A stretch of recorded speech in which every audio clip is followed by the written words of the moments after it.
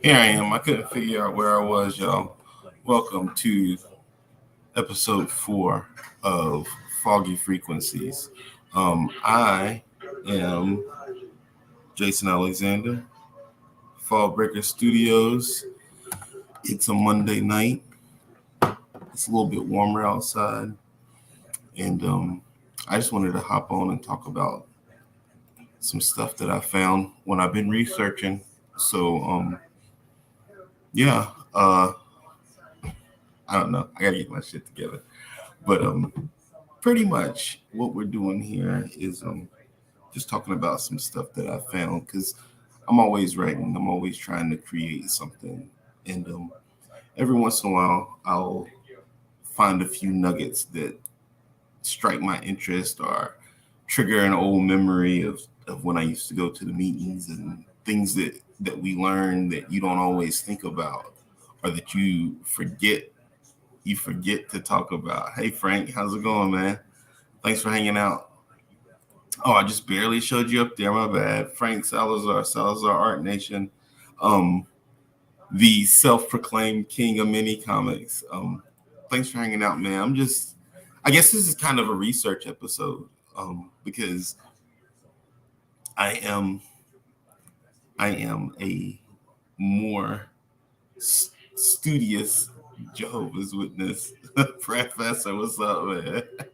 Um, I am, I chase nuggets and spiritual gems according to what they call them a lot more than I ever did when I was a witness.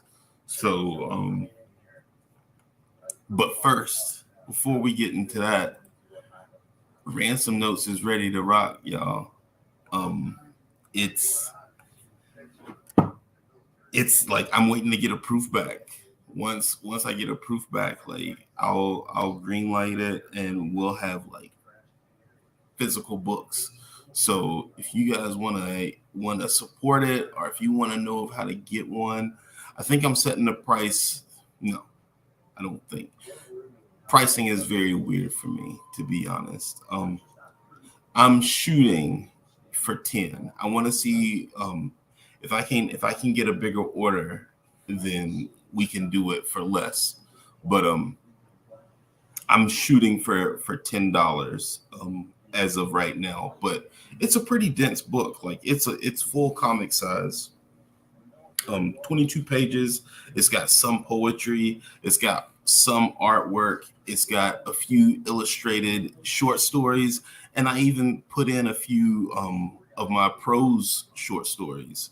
So it's a lot of what it's a lot of what I can enjoy about a topic that I feel like you can really take its power off by exposing what it is in different ways. Like, yes, like a lot of what we do talk about is, I guess factual is the wrong word. Like, I keep searching for a better word than factual because it's not factual per se, but it's accurate per what they teach. I guess that's the best way to say it. And so that's kind of what Ransom Notes is for me. Never. Nope. Been there, done that. I've had many 20s taken from me from JW, so I won't do it to a JW myself. Um, but no, like there's more to Ransom Notes than what I'm showing now. This kind of bridges the gap from what we started in Gilead City, a story that will be revisited and remastered very soon, ideally. But I think after Ransom Notes, I'm going to exactly. Um, but oh, what's up, Jay? My bad. I didn't even see you here, man. Thanks for coming out. Um, but Ransom Notes is just like this episode of Ransom Notes, like is kind of like the desperation of getting out of a bear trap, right? Like that's why I wanted to like I left a lot of the artwork like super raw and unfinished. I I did some funky spacing with a lot of the poetry. Like I wanted it to feel disorganized, not rushed, because I'm very proud of it. But I wanted it to feel urgent because as we're gonna talk about tonight, like I do believe like the message is changing, and not really for us because right now it's just the Jehovah's Witnesses. It's only really life threatening if you're a witness, unfortunately. Like it's world changing for everybody who has family who's in the organization, but the imminent danger is never really for outsiders. So the information, like every aspect of the information is not for outsiders, regardless of what they say. Witnesses fill every role, including God and the devil. They are, hey, what's up, Jonathan? Thanks, man. They fill every single role of the chessboard. So even now, like, and I acknowledge it, like, we're all on the chessboard now because we still put our time in. It's necessary, I believe. For me, it is anyway. To talk about this stuff and to find ways to create and to cut off the food supply, because I don't feel like, no, I know the answer is not a physical answer. The answer is an informational answer, and that's where the power lies. It's just like Pennywise, you know. It's just like the deadlights. Like you take its power away by making it as bare and plain as it can be. And sometimes in order to do that, you have to tell truth through fiction because it's exactly what they do. So here we go. Now that I got all that out of the way, check out my link tree if you guys want to support Ransom Notes. If you want to support Fallbreaker Studios, drop a few coins in my Venmo. Yes, it was a badass book. Hey, what's up, Ryan? How's it going? But just like I really have some very interesting stories to tell. So everywhere that you can find me telling these stories, I won't Asher. I'm just a little discombobulated. I wanted to get my comic stuff out of the way anyway, so we can kind of jump in. But I got out, and I don't know. I just want to make this special, and I can tell a story, guys, and you can find a lot of the stories that I tell right in the link tree. Instagram, I talk about it a lot on my TikTok, but just check them out. But I guess now that the housekeeping is out of the way, let me send a link to Asher real quick.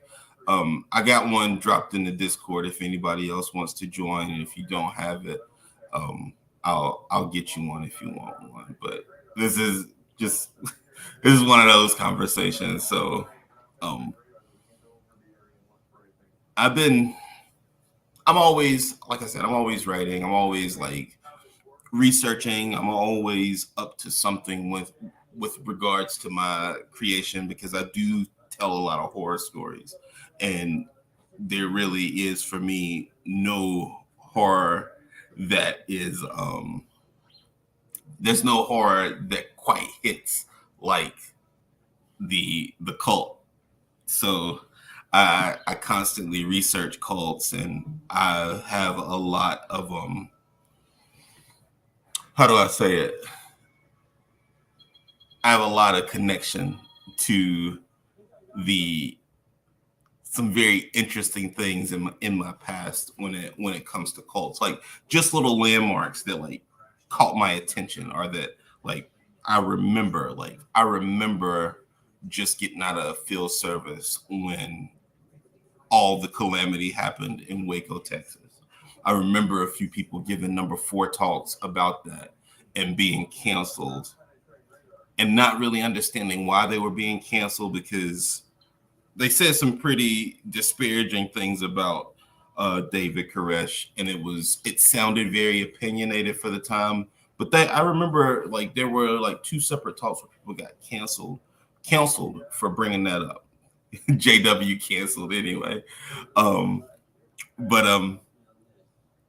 I remember like going to the theater that we cleaned after I got out of service, and the guy that ran the projectors telling us about what had happened with the Branch Davidians. I remember being out in service, like right behind the Kingdom Hall, when they found those bodies in Santa Barbara at the Heaven's Gate mansion. Like, and I never forgot those things. I never really connected them, but I never really got them. You know, I just knew that it was important, and for some reason, it felt important to me, like important enough for me to like start to read. And I never connected. Like, I'm not going to say that I connected that I was in a cult back then, because I totally didn't. But anyway, hold on, I'm sending a link to Asher real quick in case he wants to jump on. But like I was saying, you know, you as I got older, you know, and of course, there's always Jonestown. That goes without saying. Like that, I feel like that is the one that hits the closest. I gotta turn this TV off. That hits the closest to home for a lot of Jehovah's Witnesses and a lot of ex-Jehovah's Witnesses. And I'm sure a lot of people who've been in other cults, but I know for me, that's the one that feels that I resonate with the most, just like human to human, because, you know, Jim Jones fed a lot of people who looked like me to something that they should not have died for. You know, we can't really debate that Jim Jones was a monster, like at the end of it all, and that he was as bad of a human as probably has ever existed. And you know them by their fruits. Well, I know 8 men that I know very well by their fruits, and I know a lot of the fruit that fell off the tree that the governing body planted is rotten from seed. So I'm very familiar with how despicable the thing that I served was. And when I get to looking at stuff like a lot of exactly, that's it, White Knight. And I'm sure you know, Professor, and you know, looking at all the deciphering worship videos, guys, go check out those videos. They're well done. They're very informative, and it's done in a very unique way. Deciphering Worship channel. I should have a link, but I don't, because I just really wanted to hop on and talk. I didn't really have my brain together enough to do it last night like I planned, but I wanted to make sure I talked about this. But as things go on, you think about, you know, like I think about the cult research that I used to do when I was a Jehovah's Witness. We did drink the Kool-Aid in a different way, you know, but you know, things aren't undone. I mean, nothing's over yet. So don't give them any, don't hasten their steps, because they are up to no good. But you know, I think about things like at a certain point, like I personally would have done anything that the organization asked, and the harder it got, the more right I would have felt. The more challenging it got, the more it would have confirmed that no matter what happened, I'm talking about like anything, like the worst things you can imagine.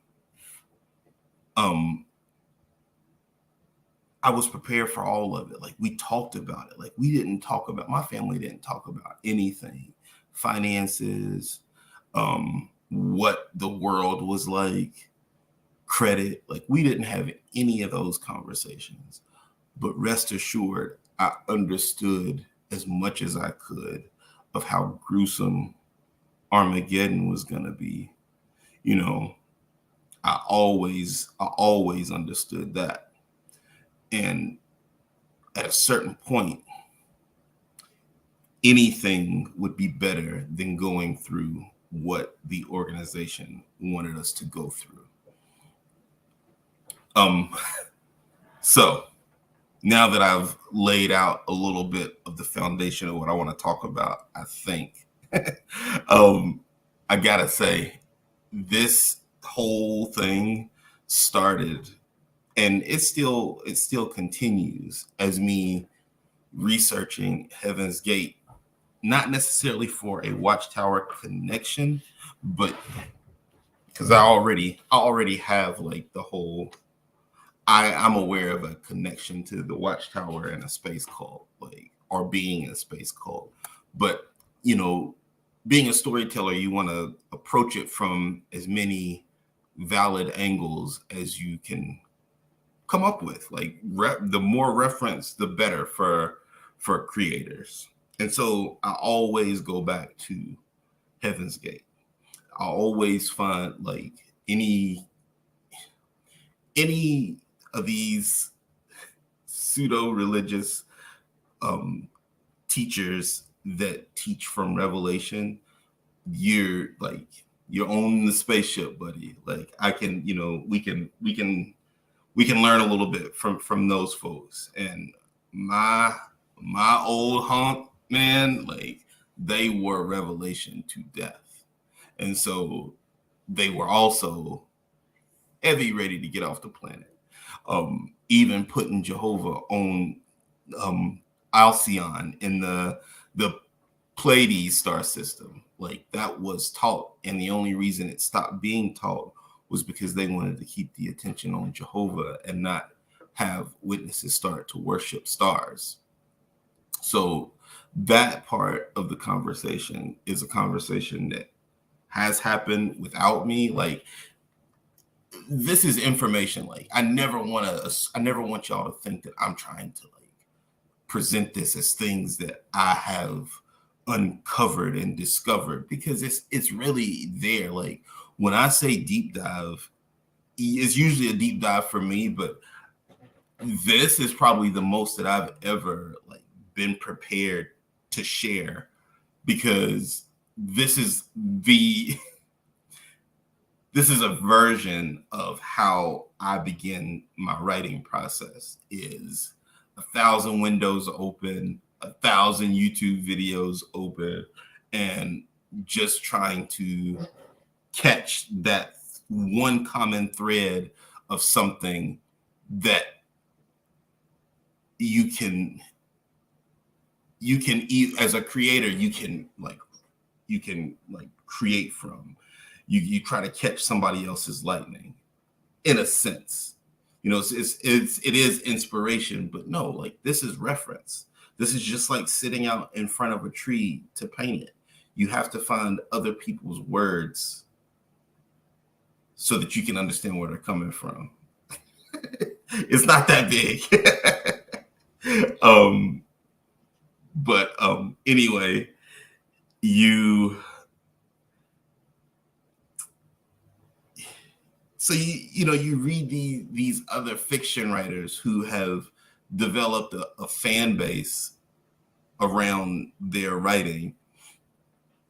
And yes, I'm talking about them. I am talking about the Jehovah's Witnesses, because they are fiction writers. And if you're talking space, like I was saying earlier, you go to Heaven's Gate. So I'm watching this Heaven's Gate documentary, and I'm just listening to the words, and they all sound very familiar. And I hear them talk about how at first their theology changed from needing a physical body. Yes, absolutely, Professor. I'm sure you're very aware of the wavelength I'm riding right now. So no, I definitely would love to have a chat with you about this stuff. But we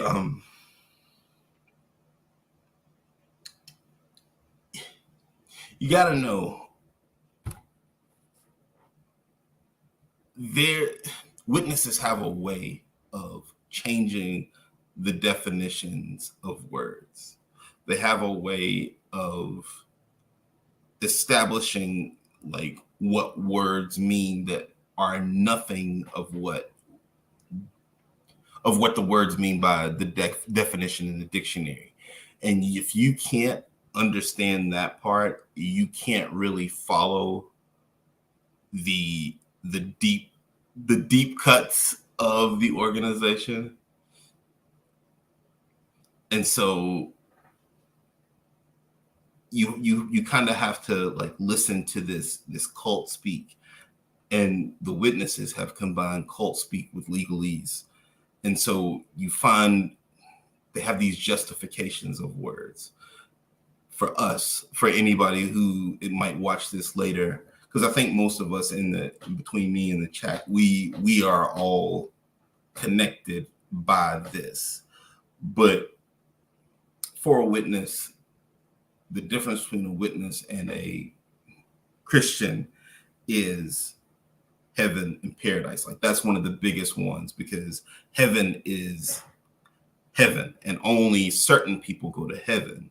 But what people describe heaven as, who are not Jehovah's Witnesses, it's essentially paradise. Like it's the same thing. Like it's just a word, but it's the reward. Destruction, instead of going to hell, like you suffer in your last moments instead of going to hell, and then you're wiped from existence, including in your own family and your own, like these people who you've grown up with. They just forget you existed. But that happens anyway. You know what I mean? And so you got to remember, like, words are weapons when it comes to Jehovah's organization. And that's where because like I said before, this is an information battle. This is an information war, not like Alex Jones, but this is a legitimate information war. And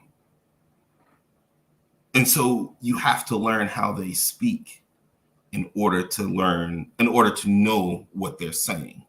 So a Jehovah's Witness will always disagree with anything you have to say because they don't understand the language.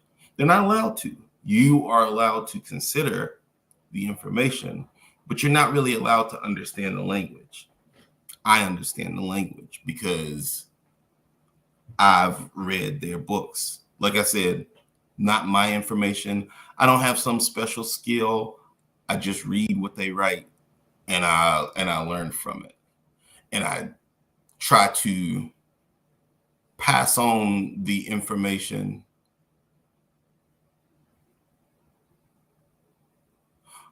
I don't get it. But I try to pass on the information that I found so that other people can read it for themselves. Because like I said, it's not mine. I'm going to bring Asher on before I start, because I feel like once I start talking again, it's going to be like off the rails as far as me not being able to pause. So I'm bringing Asher, the legendary Hall Crasher. Like, please go check out his channel, The One Bun. Very solid activist in our community for a very long time. So in my first 2-time guest, you've been on half my shows now, Asher. That's funny. What's up, man? How's it going? Yeah, how's it going, man? Can you actually hear me? I can hear you loud and clear. All right, just making sure because this sometimes I don't know what it is, but StreamYard and my microphone are just like I have to I have to disconnect and reconnect my headphones like 3 or 4 times before they'll find them on StreamYard. yeah, I feel that. But yeah, you talked me up way too well. I barely, Nah. dude, I haven't done that much. Like, I'm actually, strangely enough, for as much as you talk me up, I'm like one of the least known people at this point anymore. Well, when I was still like very deep in hiding, you were one of the YouTubers that I found that I resonated with, because I never experienced a Kingdom Hall, like to be in a Kingdom Hall during a crash. Yeah. But that was very it was very mentally groundbreaking for me, because it's very hard in the beginning to shake that feeling of Jehovah's house. It's very hard to imagine that anything off kilter can happen and it not have, like, you go outside and a tiger eats you. You know what I mean? Or like the literal ground outside the Kingdom Hall swallows you whole. All these things are just things you expect. And so I always thought that we were our true selves when we were at the Kingdom Hall, like as a family. Really? Like, and I even remember my brother, who was doing awful shit to me personally, saying when we got home from the meeting one day, I feel like when we're at the Kingdom Hall, that's who we really are. But when we're home, that's not who we are. Interesting. That's a very backwards and dangerous way to think. And like, he was a young man, you know what I mean? Like, he was probably in his early 20s. And that was his realization. Not that we had some messed up stuff that we needed to deal with as a family, but that we were who we were really who we really were was these two hours twice a week and an hour once a week. That's really messed up. It's really sad. It's really sad. And that kind of goes with this, in a sense. So, Asher, you have probably stepped into a tinfoil hat landmine. Oh, sweet. And I love these. everything that I say, I have a reason to say it. This is not me like off the rails. This is me, like I said, reading what they write and making logical connections with other data from outside of what we do. Hey man, and be off the rails, man. It's I think that's the scientific approach to being off the rails. Like, we're going off the rails, but we have helmets, we have roll cages, we have really good insurance, and like, I hope so. Things will be fine. Like, we might tip over, but I feel like we'll be okay. No, it's all good, man. I'm totally down with being off the rails. I'm just along for the ride. Awesome. Okay, here we go. Watch this. So I am going right into it. Yeah, I'm just gonna do it. So this is a peek inside of my wild brain. I don't know if I'm going to get into YouTube trouble for doing this, but no. I'm gonna do it anyway. It's nothing spicy, but I don't think so. All right, so here we go. This is what started it. All right, so let me see if I can fix this so I can see y'all at the same time I'm doing this. Yeah, okay. So I wish I could control it, but I can't. Okay, anyway, I'm watching this documentary, right? And try to do this, y'all. Try to listen to the words and try not to watch the video. Just try to listen to the words. But if you got to watch the video, you can watch it. Science fiction. Oh, let me rewind it a little bit. All right.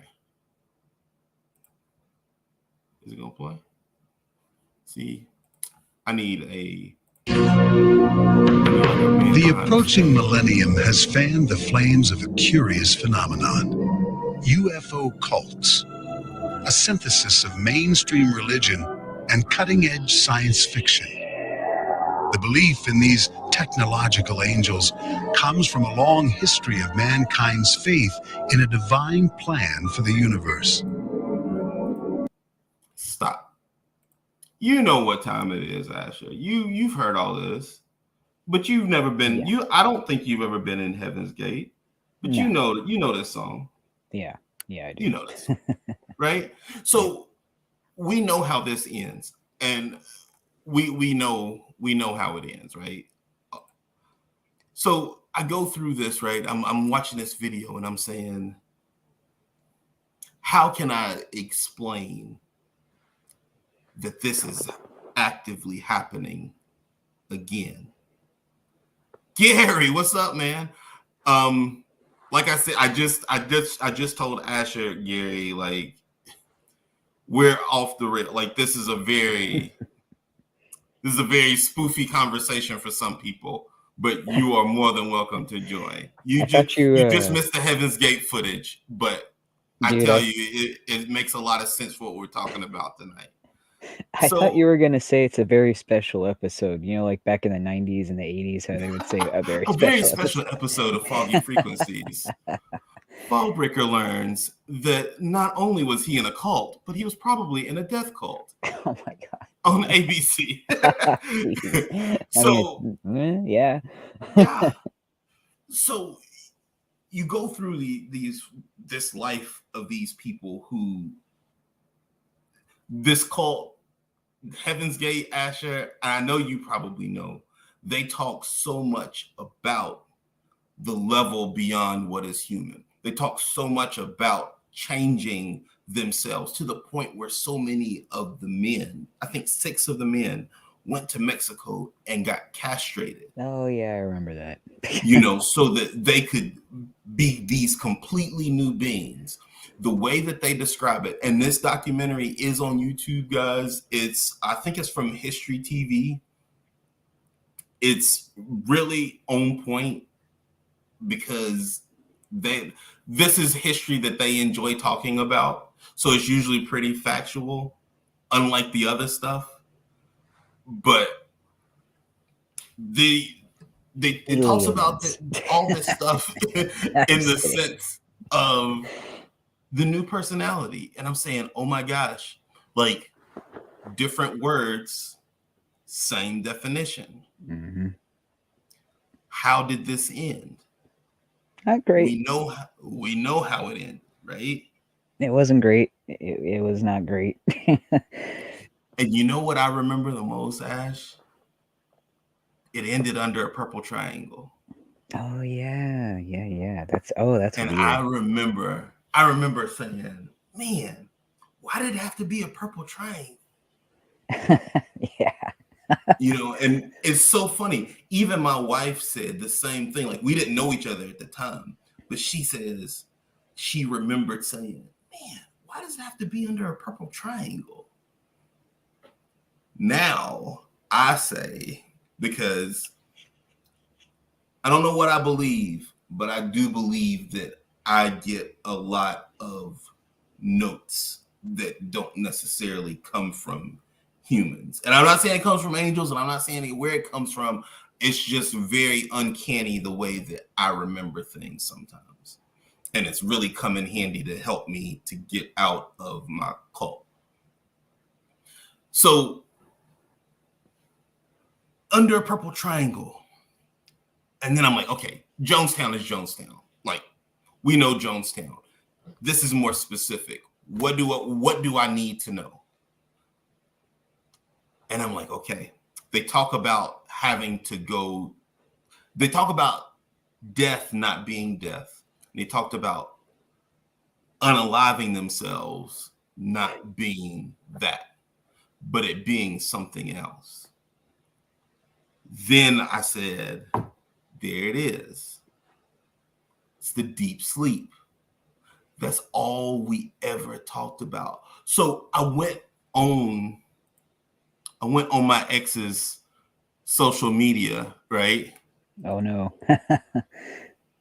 And I just searched deep sleep. And so Look She's at not this. looking too good these days. She looking ugly these days. Oh my gosh. I can't believe I dated this thing for that Oh long. my god. Well, bullet dodged. Bullet dodged, man. Exactly. Like, look at this. It's 3 scriptures and then it's death. Ouch. And I'm like saying, uh-oh, like this is not going the way that I was, as simply as I hoped it would go. So I'm looking through all of these. And then I get to this one here, and it says, a person in a deep sleep is not aware what is happening around him. How is death similar to sleep? After someone dies, he does not feel pain. He does not feel lonely, no matter how much he loved his friends and family.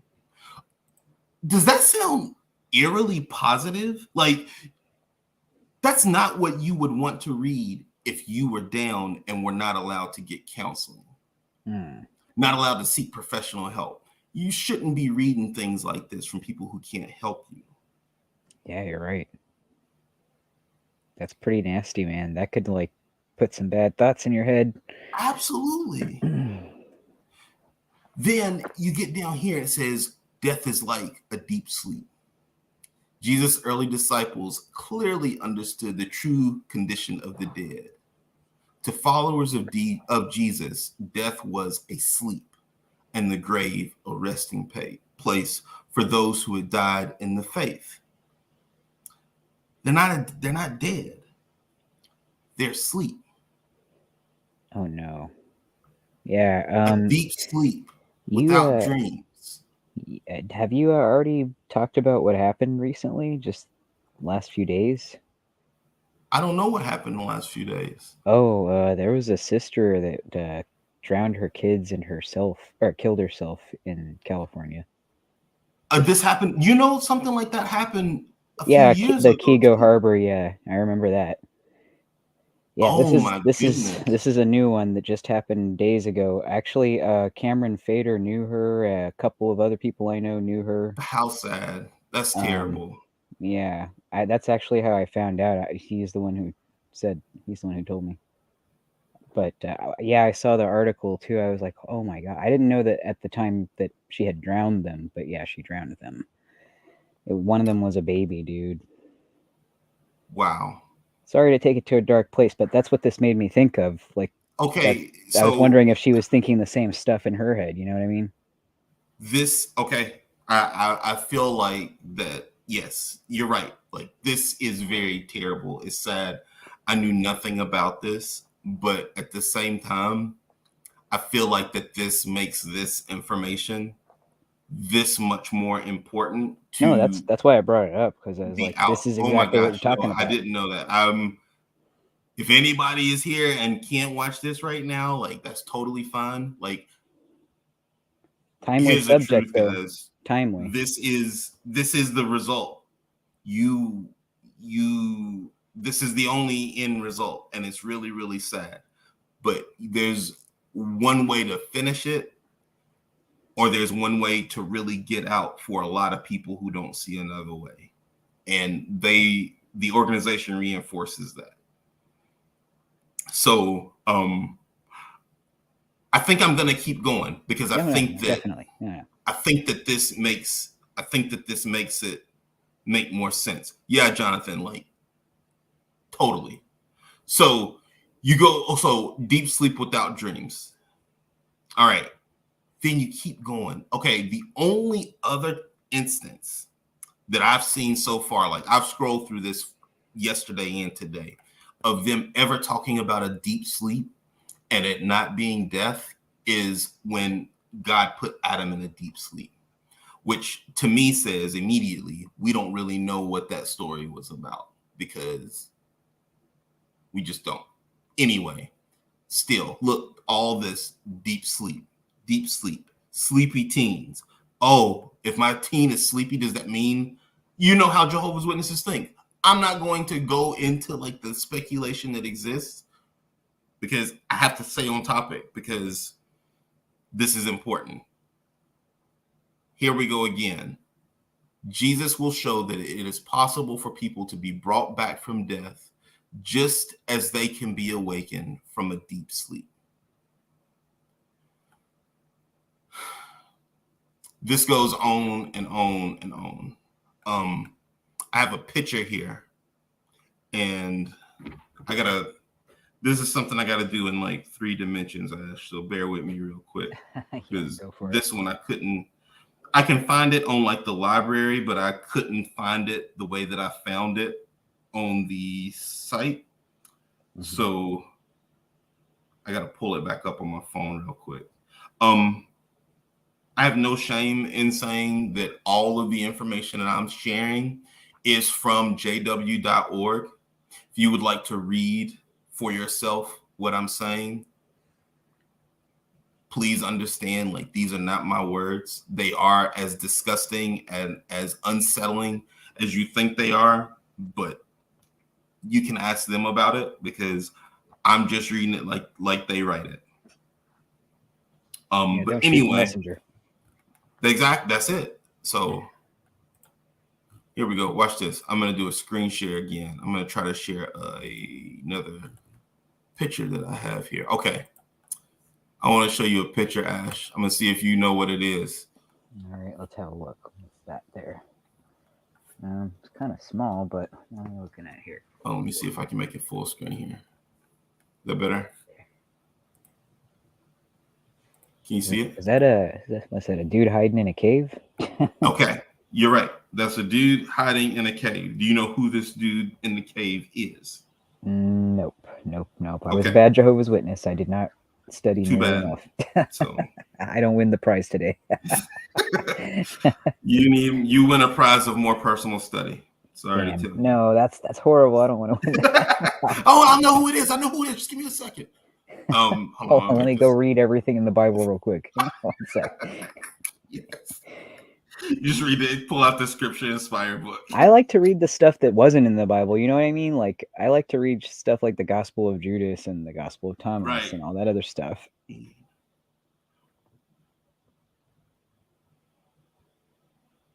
Okay. So this is what I've found that kind of pulls all the cheese together. Let's see where I could. Is this the one? Okay, so this is a picture of Enoch. All right, let me get back on my StreamYard. This is Enoch. Okay, Enoch I should have guessed by the subject matter, honestly.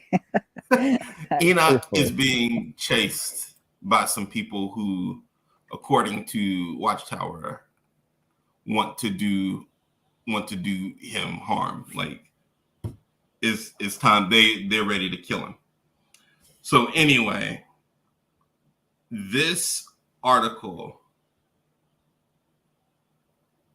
I gotta find this article. It's I think it's a 2017 Watchtower, but this article is some of the most insane speculation that you'll ever read. By the way, while you're looking for that, I just had to correct myself. Yeah, this happened, just recently, but like the mom didn't kill herself. She's alive and being charged. Good. Yeah. I hope she gets to talk about what her conviction is. I hope she gets to talk about why she did it. Actually, yeah, I would really like to know. Honestly, that would be one of the only few tiny itty bitty things to come out of this that would be not completely horrible, I guess. Exactly. Still gross that happened, though. That's just awful. Okay. You ready for this? Yep. This is just the way these things go, guys. Like, just your head shaking. I already know. we were in a cult, and so sometimes you got to talk about this kind of stuff, and it happens, and it delivers the nail of why these conversations need to happen. Yes, some of the shit that we went through it's just funny. Some of it's really stupid. Like, some of it's unbelievable that we went through, but we were born. I think you were too. I was born in it. I didn't know anything different. So I'm fourth it's still generation. hard to shake. Yeah, it's still hard to shake sometimes, even in my 40s. Like I had a real bad go, like early pandemic. Like it was very easy to put that illogical logic on the world, like when something scary happens that we've always had to deal with. And so this picture is Enoch being fearless against all odds. And it says that Watchtower says that Enoch didn't die, right? It says that Enoch was taken by God. But Watchtower words say that death in Enoch's case would have been facing a violent death. So God figured out a way so that he could go peacefully, so that he didn't have to face the horrible death that was about to get him. Huh. That's why they said he was transferred. Okay. To me, that sounds like he just probably died of shock. Right. Or which sucks too, by the way. That ain't fun either. Or hey, Kool-Aid busted through the wall of the cave in the last minute. I'm just saying, like, I'm not trying to. I know, no, I'm just laughing. I don't want to make light funny. of it, but I also like this is where we are, guys. Like, it's. Sorry, I couldn't help it. I can't help but laugh at Kool-Aid. You know me. Of course, like that's what I'm saying. Like, this is. People may not be able to understand why this stuff is like serious and funny to us, like, yeah, but it is. Yeah. You get a screwed up sense of humor when you leave the cult. You better have one, because you're gonna need it. Yeah, you will definitely need it. I wish I had this article screenshotted, but I can't find it now. Oh, nuts. But do you remember basically what it said? Yeah, totally. Here we go. I got it. Oh, sweet. I got it. Okay. This is from a book called God's Eternal Purpose, Now Triumphing for Man's Good, page 69.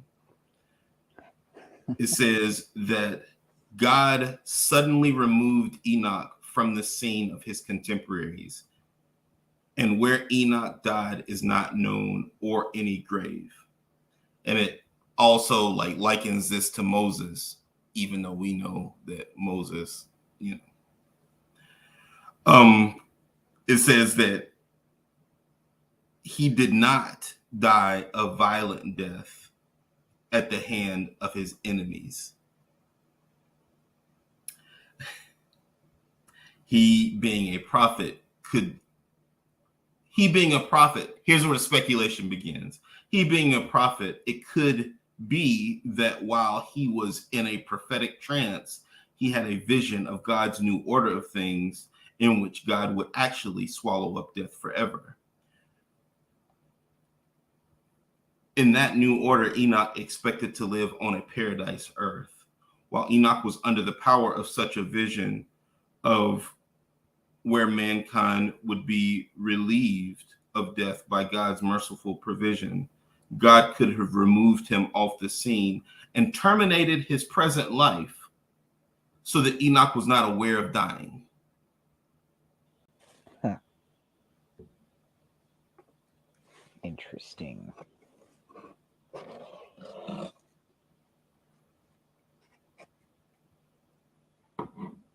Do you see what I'm saying? Yeah, they make it sound not so bad. They make it sound like an alternative. They make it sound like if you're going to face a very bad death, this is how Jehovah can just put you to sleep, and when you wake up, you'll be in the new system. Yeah, actually, this is in there. They're writing in their words. I'm sorry. I was just going to say that there's another part. Actually, there's technically multiple parts of the Bible where it says that honestly, it'd be better if you killed yourself rather than face what Jehovah's got for your ass. So there's that too. Like, get in the sea. How Like many that. times? How many times have you heard? Well, it's better to be in the Kingdom Hall if Armageddon starts than Mm-hmm. it will be if you're outside trying to get here and the doors are locked when you get here. Mm-hmm. Got to be on time to every meeting, because if you're not on time, one day they're going to lock the doors when the meeting starts and you're not going to be able to get in. They only started locking the doors because I pissed them off. Yep. Then me and my wife made a few phone calls up here to tell like the fire department that they were locking the doors Good. with hundreds of people in there. Dude, one of the halls that I crashed had a fire marshal in the congregation, and they were locking the doors and stuff. I'm like, come on, man, you're a fire marshal. You should know better. What's wrong with you? First rule of Fight Club: you don't talk about Fight Club. You know, you remember how Tyler Durden had spread everywhere? Yep. Like, that's this. Like, that movie's not a tutorial. They're not the good. Like, Tyler Durden is not the good guy. No, I think they got confused. Watchtower is not the good guy.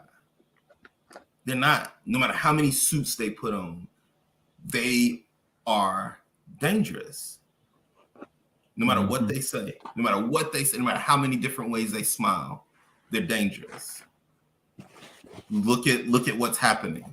I gotta see if I can find this article. Oh my gosh, because see. Could you imagine watching American Psycho and thinking he's the hero of the movie? That's it. Like, I know a lot of people who like love that kind of stuff. I mean, it's one thing to be interested in horror or true crime or stuff like that, you know, dark stuff, but it's another to like idolize that shit and want to like become it. I sure as hell don't want to. I mean, I like watching true crime stuff, but I don't want to become like a serial killer or anything. Right, of course. I'm the same way. I love it's just fascinating, you know, it's the inner workings of the criminal mind. And like the crazy shit that people do thinking they're going to get away with that nonsense. What's wrong with you? If you're a criminal watching this right now, stop it. Get some help. Yeah, you're wrong. You're wrong. If you think you're liberating somebody by like creating like physical calamity, you're wrong. Yeah, that's a problem. You're just wrong. So what can I search for this article, Asher? Is there names? Because I would like to at least this horrible thing you were telling me about. Oh, you want me to just send it to you on Twitter? Yeah, I got it. Yeah, that'd be awesome. Sorry about that. I didn't know that's what you were looking for. I would have had that to you like yesterday. No, dude, I'm finding out about this from you in real time. But oh no, that's just my way of saying I would have had it to you much faster if I had known. Oh, okay, I got you. Yeah, but yeah, I sent it to you. You got it. Oh, awesome. So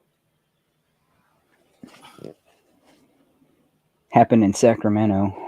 Oh my gosh. Yeah, a lot of apparently she like people knew her. Like, I mean, you know what? Honestly, I don't know why I'm surprised. Like every time I find out Jehovah's Witnesses know each other, I'm surprised. I'm like, bro, we're like the smallest cult ever. Of course we know each other. Yeah. This is and it's the reason they love talking about like the Israelites like camouflaging their numbers is because they camouflage their numbers. Mm-hmm.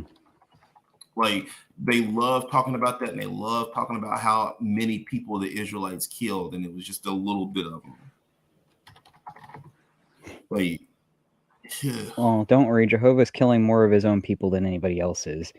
That's their only responsibility. Is like they will cull their own herd, and like I'm gonna share this article because I feel like it's important to see things like this.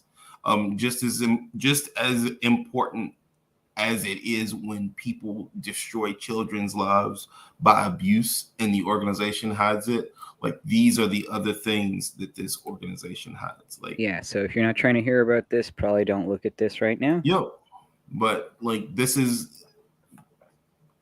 where we're from. Like I'm sorry to show it, but I'm It's going just to show another the day in the article. neighborhood here with Mr. Yep. Rogers. Yep. A 26-year-old mother was arrested for killing her 2 young children by drowning them in their home in Yuba County on Thursday, authorities said. Deputies received a call from the children's father around 11:45, the Yuba County Sheriff's Department said in a release. The reported drowning happened at a Linda home on the 6100 block of Sunshine Avenue. The father told investigators he was home for lunch when his wife told them that she had hurt the children. When deputies arrived, they found the 2 boys were 5 months old and 2.5 years old in a bathtub of water and started life-saving measures. Both children were declared dead at the scene. Courtney Williams was arrested at the home just before noon, authorities said. The tragic loss of a 5-month-old Holden and his 2.5-year-old brother Ronan reverberates throughout our department and into the community. There are no words to adequately describe the sadness we feel for the family at this time.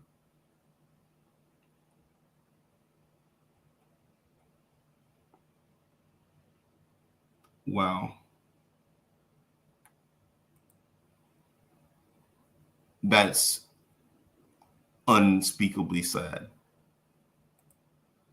A 5-month-old and a 2.5-year-old. How horrific. You have kids. Like, you know how little your kids are at those ages. Mm-hmm.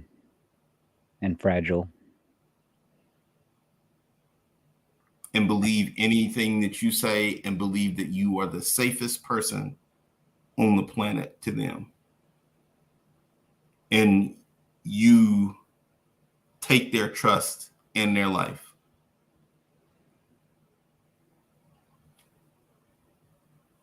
And you know what's sad is I've talked to witnesses, I've talked to ex-witnesses who were so damaged that I would not put anything past them. And there's a huge difference between leaving the organization and stopping going to meetings. And if you just stop going to meetings, you will carry this guilt for so long. And it does things to you. And there's nothing that's off the table. The organization has taken my ability to feel the way that I should feel when I read something like that, because it's what I've always been prepared for. You know, I don't seek out a lot of gruesome videos, but I can listen to anything that people say about the Ukraine, and it's all part of just what I expected. And it makes you so numb to it that you can't be a force for changing it. You can never acknowledge that, like, this is horrendous.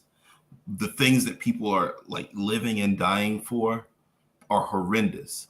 And how sick is this organization to clarify and remind people of a policy that says that if you're a healthcare worker and you're forced to, or no, excuse my language, guys. I'm so sorry. I was in a cult. When you're asked to give someone a blood transfusion to keep them alive, you can't do it. And imagine being a Jehovah's Witness nurse in the Ukraine. Imagine being a Jehovah's Witness doctor in the Ukraine. And you just came out of a pandemic where you're watching people suffocate in the air because they have a terrible illness. And you get through the end of that. And now you have to quit your job because in the middle of innocent people coming into your hospital, blown away and trying to stay alive, you can't offer any assistance to help them stay alive because the organization said so. If you come to a decision on your own, that's fine. Like, you can decide what you want to decide. But when you have that decision stripped away from you and you sacrifice people, and you sacrifice your kids at the foot of this organization, you can't. This conversation goes so much further than humanity, because I was on TikTok yesterday, Asher, and I posted a video of one of the very supernatural experiences that I've had in my life around the king, like behind the organization.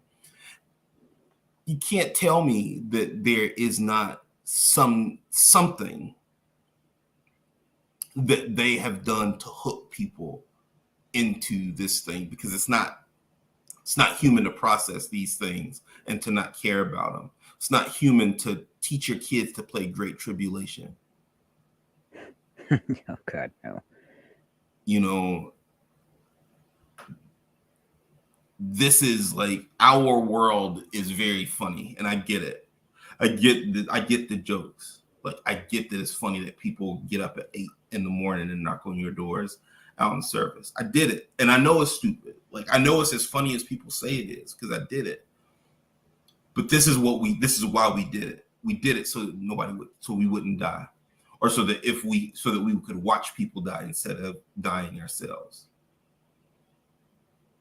Like, this is the trauma that made us have to go out and be little businessmen and little businesswomen. And it looks silly on the outside, but it's hard, guys. Like, we grew up in prison. We grew up in prison, but we couldn't tell anybody. And we didn't know. A lot of the times we didn't know. It sounds a lot like slavery. Sounds a lot like slavery, the things that we did, the buildings that we built for free. Like, can you imagine how cheap that world headquarters was to build? Just, I mean, free labor. Living, yeah. And people die. People, like, this lady. It's very easy to see that this woman, this mother, believed that with the direction that the world was going, it was better for her to end her children's life and see them in paradise, because she can justify that Jehovah will understand what she did. And even if she sits in prison she can't be more than 2 or 3 years, and then Jehovah's going to break the prison wall down, and the first people that's going to be there are her 2 children. And they're going to thank her for what she did. Yeah. You know, I'm speaking fiction right now, no, but I know. You know that I'm not. You know that I'm not. Yeah, I know.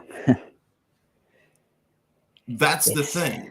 Exactly. That's too real. That's why I react like that. It's too real, man. Yeah. Too real. That's the truth. The truth is, you're going to have to do something. And this is, they tell you you're going to have to go through horrible things to prove that you're a Jehovah's Witness. You're not going to have to go through horrible things to prove you're a Jehovah's Witness. You're going to have to do horrible things to prove you're a Jehovah's Witness. You actively right now are doing terrible things to children by being a Jehovah's Witness. I'm sorry to say it. That's what some people don't get. That they don't understand that by being part of it, they're financing and facilitating and condoning the abuse and all the horrible things that go along with it. Yep. Like, the goal for me is not the witnesses. It's to put if the organization doesn't exist, then there won't be any more Jehovah's Witnesses. Easy enough, right? But at the same time, you have a responsibility to learn. Like, this is your thing. Your thing is learning. Don't get in the comment section and try to debate this stuff, Go look at what I'm saying. Like, you know what I'm talking about. Like, you defend horrible things. You're not a good Jehovah's Witness. You're either not a good Christian or you're not a good Jehovah's Witness. And I don't really know how you can. It's hard for me to see how you can be either. But if you debate an ex-Jehovah's Witness, you're a bad Jehovah's Witness. If you don't debate a Jehovah's Witness with facts, you're a bad Jehovah's Witness. I would take it a step further and say, if you're a Jehovah's Witness, you're a bad Jehovah's Witness. If you're a Jehovah's Witness, you're a bad Jehovah's Witness. Like, I'm sorry, you're just already wrong from step one. Sorry. Yep. Sorry about it. You defend, and you don't know what you don't know. You don't know your own beliefs, because what we're saying now, what we're talking about, this conversation only affects believing Jehovah's Witnesses. They cannot sell me on deep sleep and death because I have a brain that can use a dictionary. But 10 years ago, I believed that it made sense that you could say deep sleep equals death. These people in Santa Barbara, California, not this horrible case that we just talked about, Heaven's Gate cult, they believed that they could go to sleep and wake up behind a comet on a spaceship. If you die for this organization, you will not be rewarded for it. You will not wake up in paradise. Sorry to say it. Like, no matter what you go through, they won't deliver at the end of it. Actually, isn't it like even worse though that no matter what, if you're going to be a Jehovah's Witness, there is only that option. You are going to die for the organization. That's it. That's the only true eventuality. You leave or you die. Yep. And if you leave, you're going to die.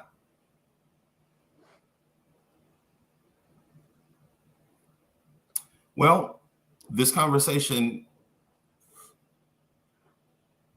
I have very mixed emotions. Like, yeah, I feel like it got the weight that it needed to have. Like, I feel like having like pertinent, current information gives even more credence to what I'm saying.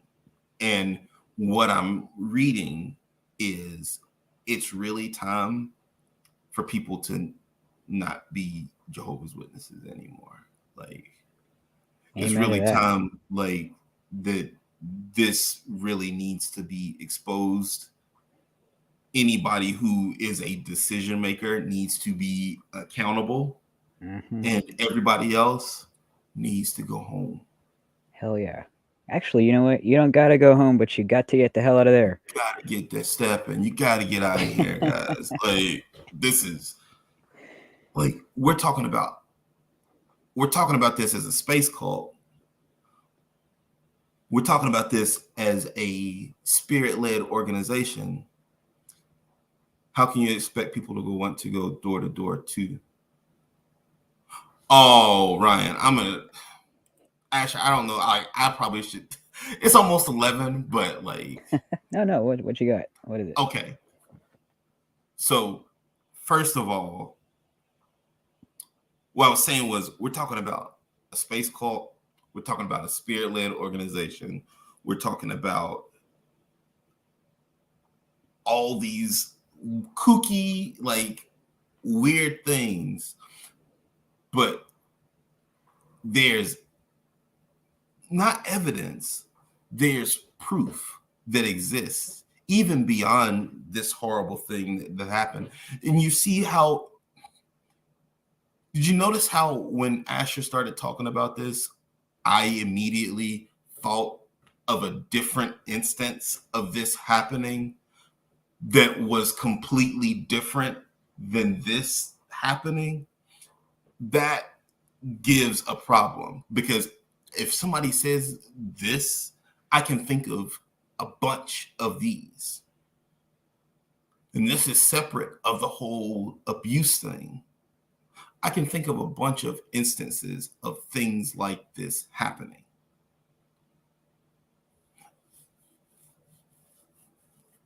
Yes, you like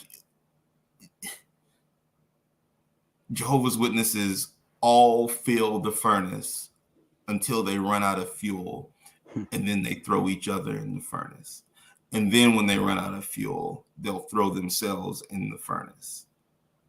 Because they all believe that they can go in the furnace and not get burned. Yes. Yes, it is.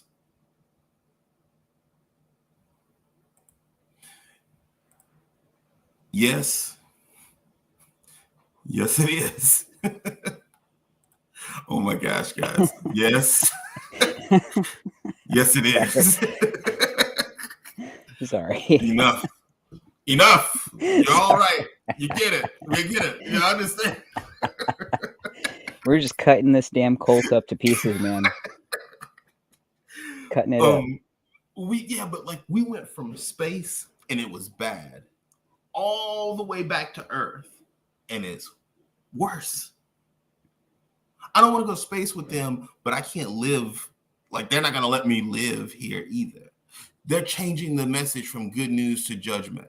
Guys, like, okay, so I got to go through your comments because, like, this has been a very active comment section. I don't know if we lost Frank and Gary, but if we did, I'm sorry, guys, but like, we get to talking, and this is the fruit, man. Jonathan says, imagine knowing that the organization is supposed to command you to go from a message of hope to a message of doom. Yes, they put it in videos. You're absolutely right. That's it. That's exactly it. You're totally right. Look, even Ryan, right, Jonathan? Yeah, you damn right he's right. Professor, this good news, then the bad news of the kingdom will be. The bad news is you can't go anymore. You're absolutely right. Okay, but how are you going to stop me from going? I'm going to kill you. What? Yep. Okay. Well, damn. You better not. Because that's what you will be dying for. Dude, could you imagine them sending Jehovah's Witnesses out there to smoke people, like if they try to get in the Kingdom Hall? What the hell? Okay. I mean, I know that's possible, but like, goddamn. Excuse my language. Damn. No.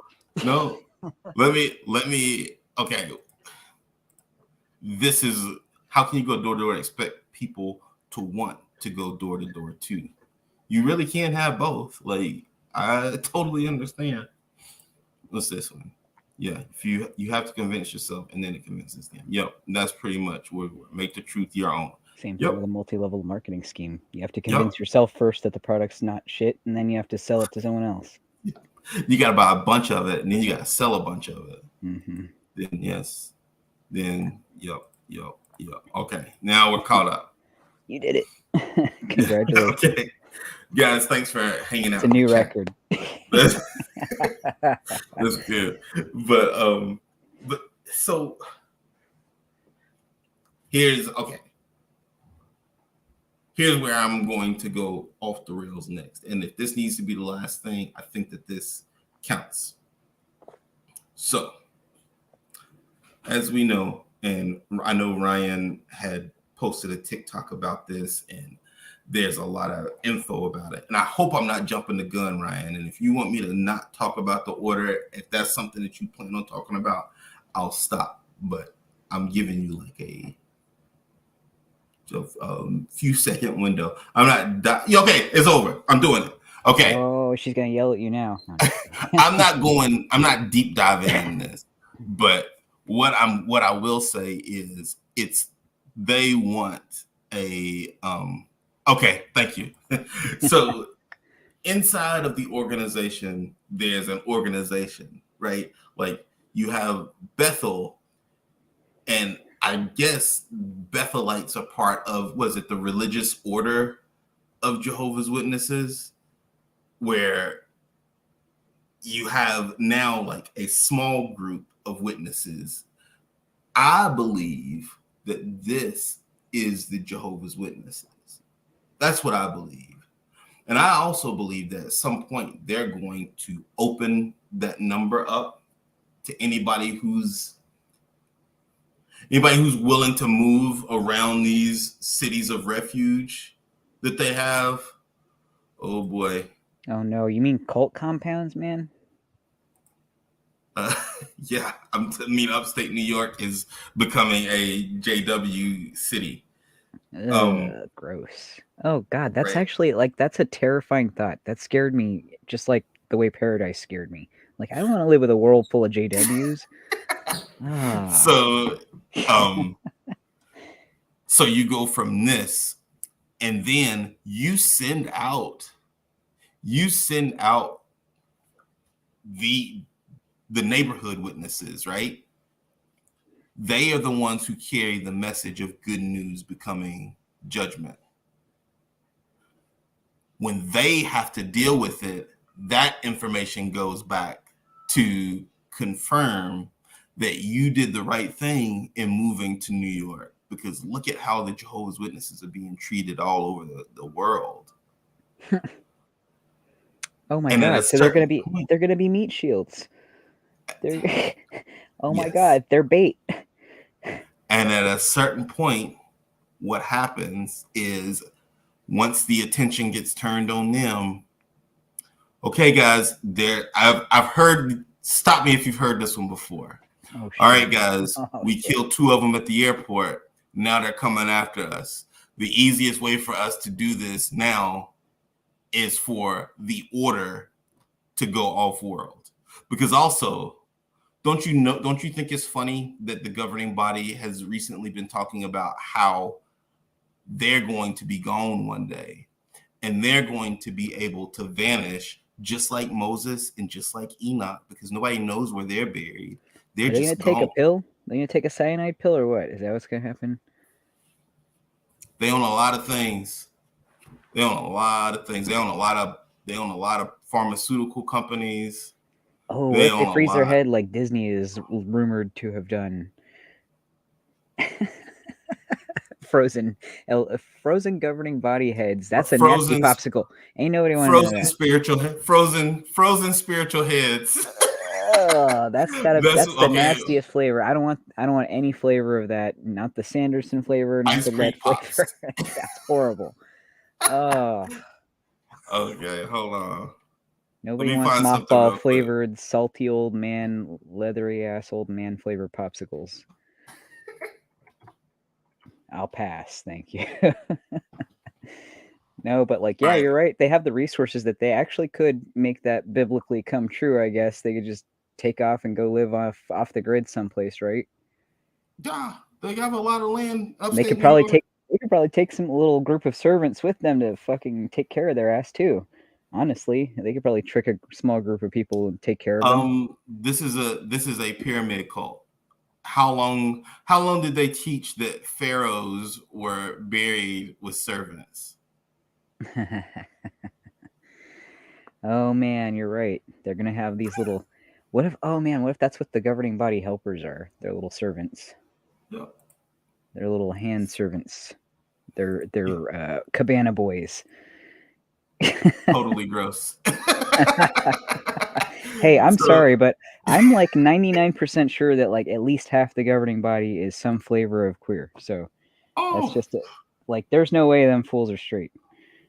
You don't have such conviction and outrage over tight pants without some resonance. They're angry because it keeps stumbling them. That's why. Exactly. They're like, stop that.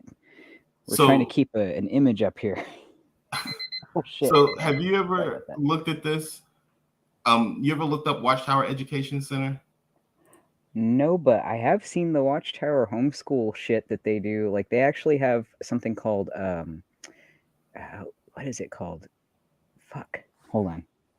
I'll give you the title of what they call it.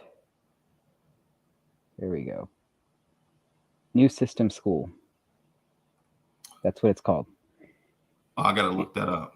Oh man, you're gonna be basically it's like just like a bunch of JWs, kind of like they all use kind of the same homeschool program. A lot of it is, from what I read on the internet, seems like they're like, it's fine if you just make shit up for some of the stuff, like gym class. You can just say, oh yeah, oh we played outside for 5 minutes. That's gym class for the day. Cool.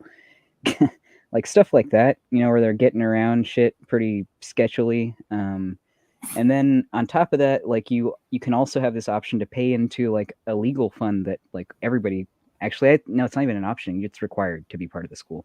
You have to pay into a legal fund, like a legal defense fund, because apparently sometimes I guess they get into some shit where, maybe the state doesn't like so much the kind of shit that they're teaching. I don't know, but you have to pay into the legal fund. So that's fun. So yeah, there's a whole bunch of sketchy shit with that, and they even have a Facebook page where they post the pictures of these poor kids. They do have a physical office somewhere, but like You said it's it's called really, New System School. yeah, that's what it's called. They do have a physical office, but it's like mostly I think for graduation and just for office business, because it really is just like a homeschool program. And interesting Imagine. note is that it's actually headed by a woman. There's a headmistress, not a headmaster. You know why? So, because when it all falls apart, They're gonna blame they her can ass. pull the atom. Look at the woman that you put in charge. Well, it's not just that, but like they legally have to say that they're not affiliated with Watchtower too.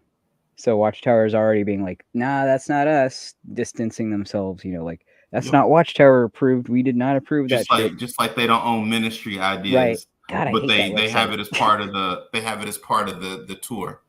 Yeah, honestly, I think that would be so hilarious if Ministry Ideas were actually run by an apostate. I would be delighted, actually. I'd be like, all right, cool. So if you're making money off the organization, like, ain't you kind of an apostate? Like, ain't that kind of, yeah? Yes, theoretically you should be, because you're doing shit that's like should be considered idolatry by their own definition. But okay, whatever. I'm just I'm a former woman, so I don't count. My opinion does not matter here. Hey Ash, can you read what's on my screen share? Can you see that? Sort of, but you can't trust me because like the screen on my here, I just pulled mine up full screen, and yes, it says Watchtower Education Center, Patterson, New York, health grades, blah blah blah blah blah. What's the what do they have a bad health grade? It's a doctor's office.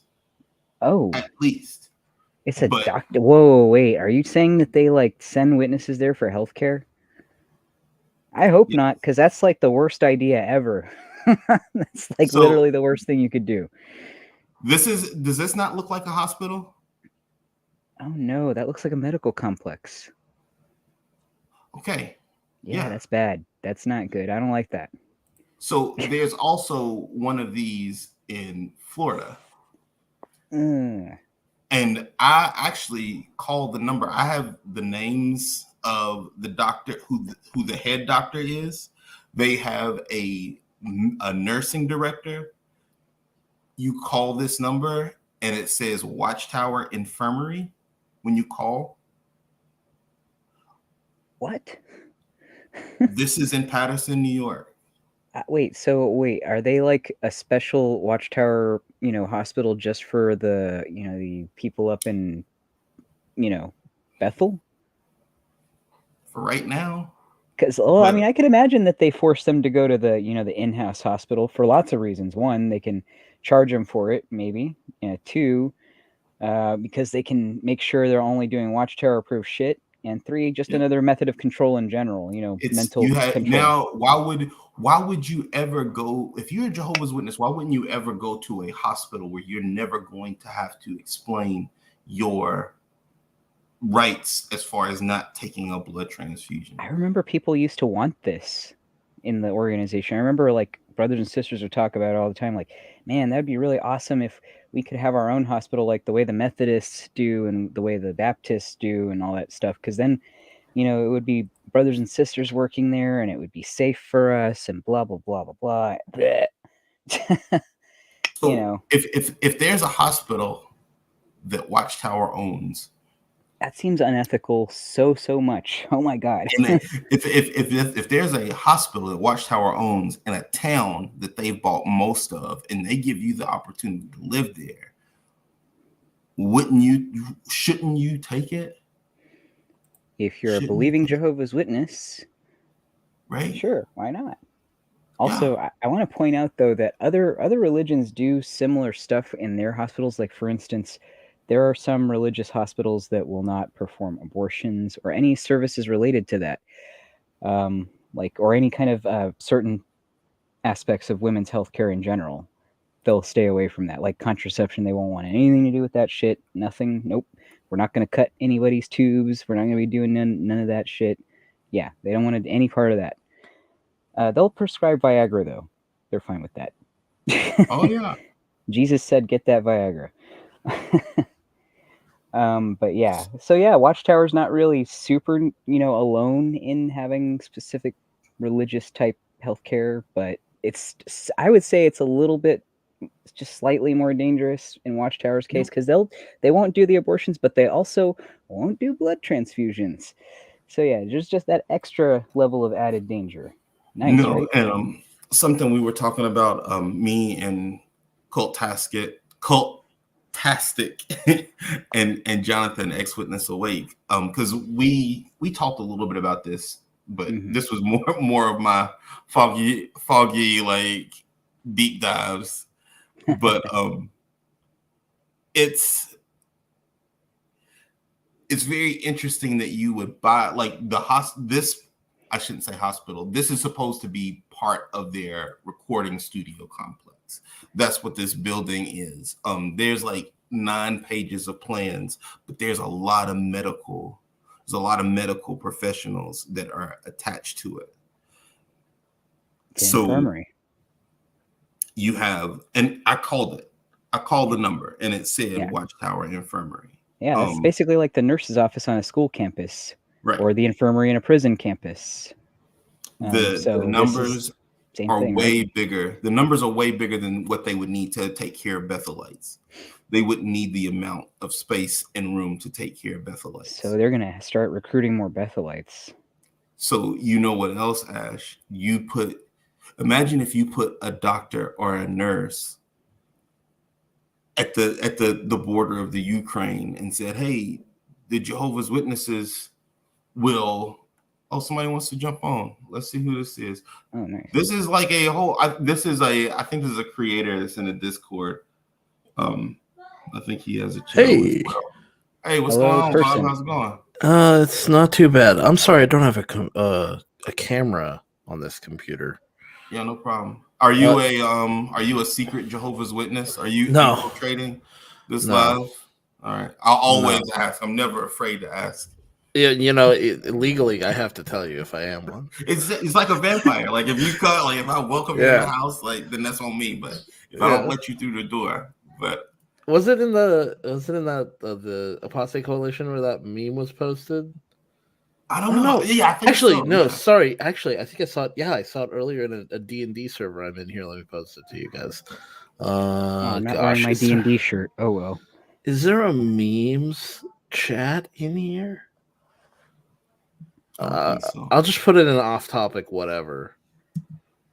Oh yeah, dude. What server are you in, AJ? Because like, I heard you talking about. This is So where a lot of folks are is This is Jonathan's server. It's called Apostate Coalition.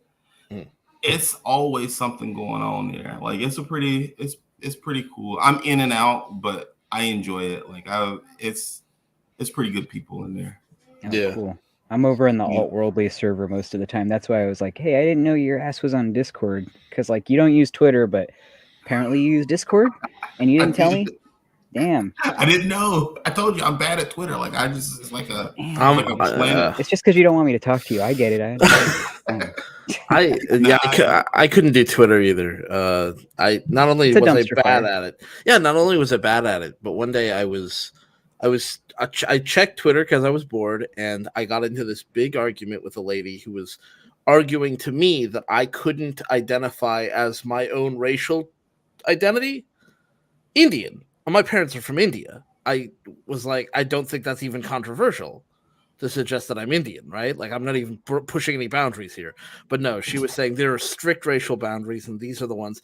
This is not a white lady talking to me. This is a black lady talking to me. And she was like, no, you can't.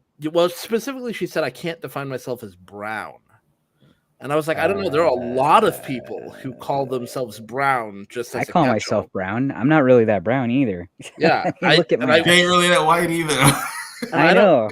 I don't begrudge you that at all. It's like you do whatever you want, right? Like, right. I don't care. It's just like not my business.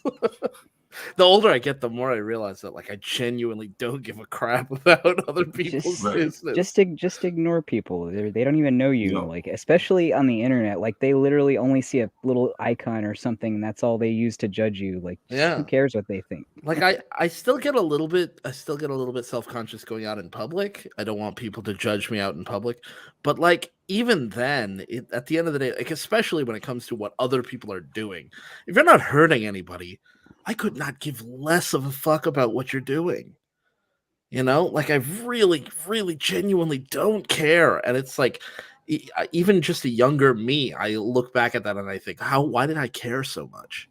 What other people spend their time doing? You know, like for the longest time, I was on board with the existence of trans people, but I didn't get non-binary genders at all. It just didn't make sense to me. And then like at a certain point, it all clicked in my head and I went, oh, I've been stupid. Like none of this matters anyway. Right? Like let somebody else, if they say they're a non-binary gender, that's just fine. I don't care, right? And like, I don't know. I just started not caring about anything in a good way. I think I care about a lot of stuff. I mean, I care, but like, not as much as I used to, and certainly not to the extent that I would bother someone about it. Yeah. You know, if they're doing their own thing. You know, I have people tell me that when they confront me about the activism that I do, they're like, why don't you just leave the Jehovah's Witnesses alone? Exactly, like, because they won't leave me alone. You know, they're very, you know, they're just really strict. But they're otherwise nice people. I know Jehovah's Witnesses. Yeah, I have Jehovah's Witness friends. They're really sweet. Or I have a family member who's one. I'm like, bro, take like 5 minutes on Google and then get back to me on that. Yeah. And like at the end of the day, it's like if we had a problem with Jehovah's Witnesses generally or as people, that would be one thing. But like the organization is what makes them do bad things, and the organization is doing bad to them. I stand against that. I don't really care whether an individual Jehovah's Witness is nice or mean or whatever. You know, right. Jehovah's Witnesses are not a race, right? And as much as they like to think of themselves as. Even if they were a race, it wouldn't be okay to, you know, right? Like they're not a monolith. No, exactly. And like individual members will behave in individual ways, and that's they think of themselves as a monolith. They think of themselves for Jehovah's as a race. Witnesses. For Jehovah's Witnesses, the organization is absolutely a monolith. They believe that, even though I know for a fact that they experience different shit at different congregations. They know this. They know that it's different, but they still choose to believe that it's we all study the same thing every day. Dissonance. You know, like we all we all have the same rules. Every congregation is the same. Like, no, son, it is not. We're all friends. I can tell you from experience, congregation in Texas is not the same as congregation in Florida. They were way more liberal in Florida than over here. Kingdom halls assimilate the predominant religion around them. The culture that's around them. You go to a kingdom hall in the South, like I did. It's still a kingdom hall, but it's closer to a Baptist church. Yeah, it's got more Baptist influence to it. Yeah, you know, up here, it's in Maine. It's very puritanical. It's still very Christian, but it's very it's noticeable. It's flavored, different. Yeah, it's flavorless. Oh my God! So you're saying Jehovah's Witnesses are basically like tofu? Yeah, exactly. They will they absorb everything that's around. Yep. Oh, that's nasty. But I gotta say,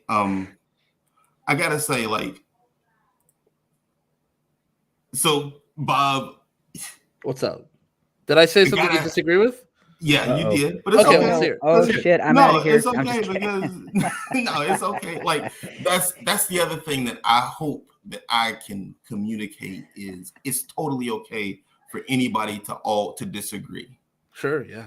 It's totally okay. You know and what? it's totally Actually, I okay to disagree with that, disagree. AJ. It's not okay to disagree. I'm just kidding.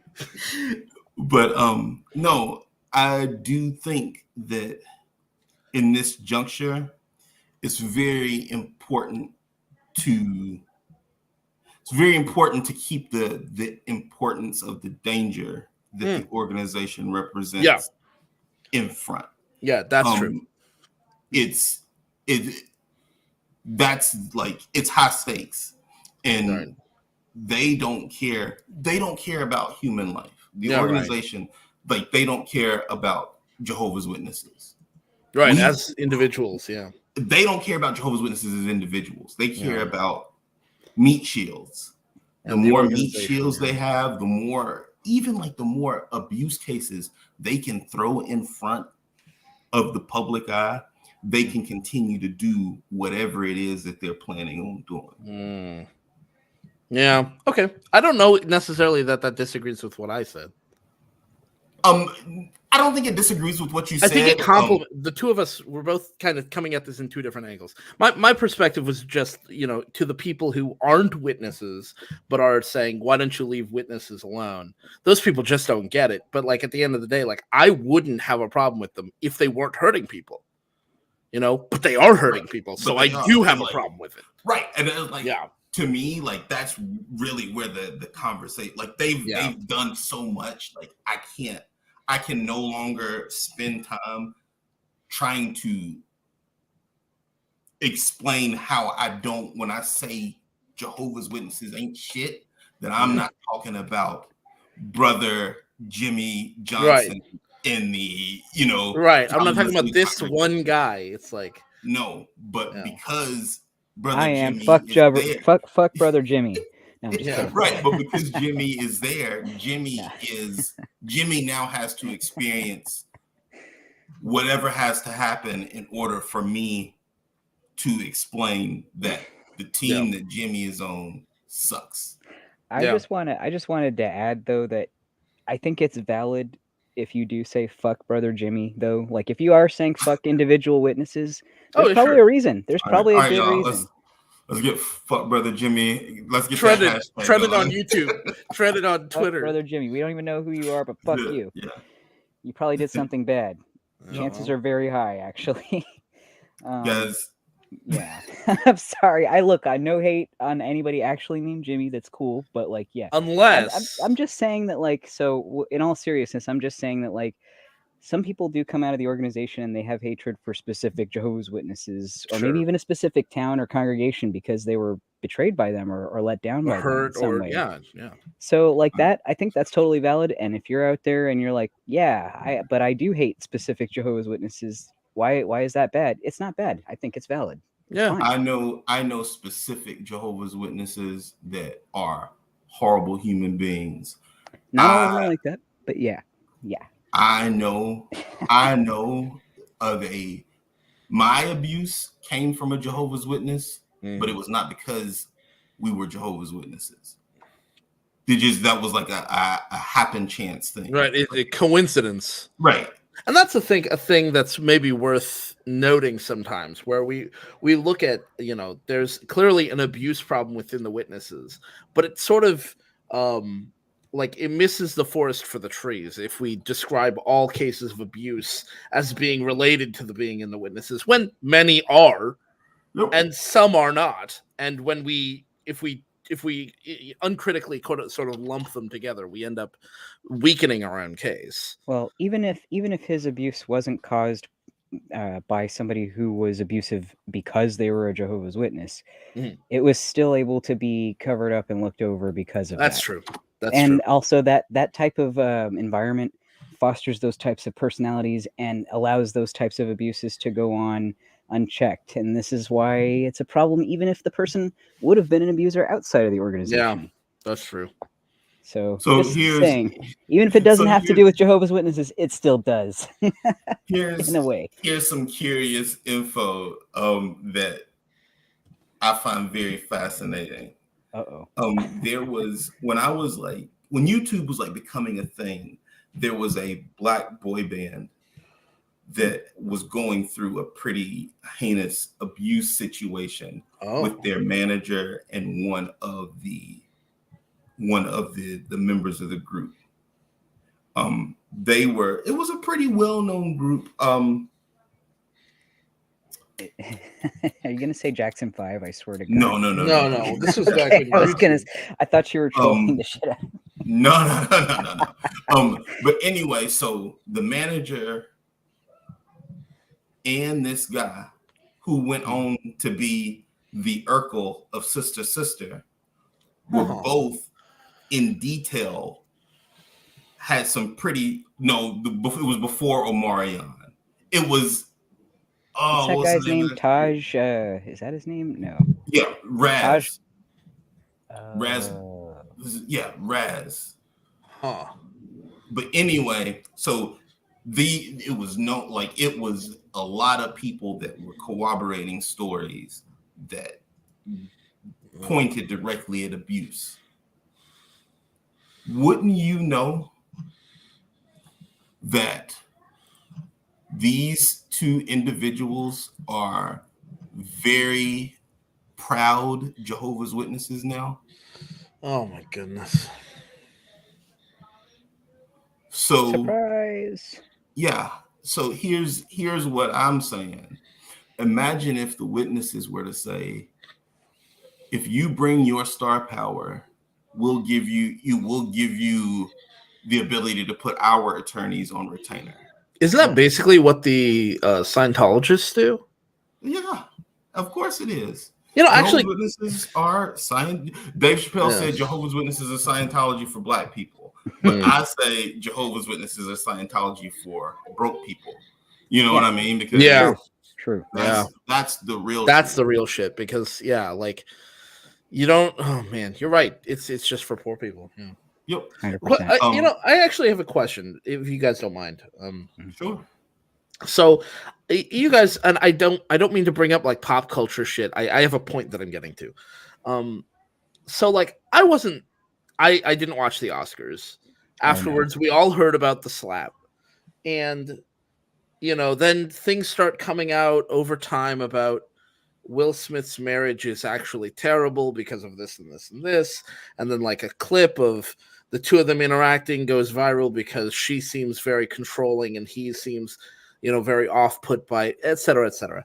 And my thought process while I was I saw some of that stuff in my YouTube feed, and I thought, I don't want to get involved in I'm not really that interested in the fight or the conversation around that, except in the sense that the fact that they're Scientologists, and then like looking back at the way, it's always seemed their whole family has seemed kind of weird, and then this happens, and the way she's very controlling of him, and I'm wondering, is there something there, or am I just like imagining something? Because like Scientology is a controlling cult, but like I don't think it's really the same kind of thing. I don't know enough about Scientology. I think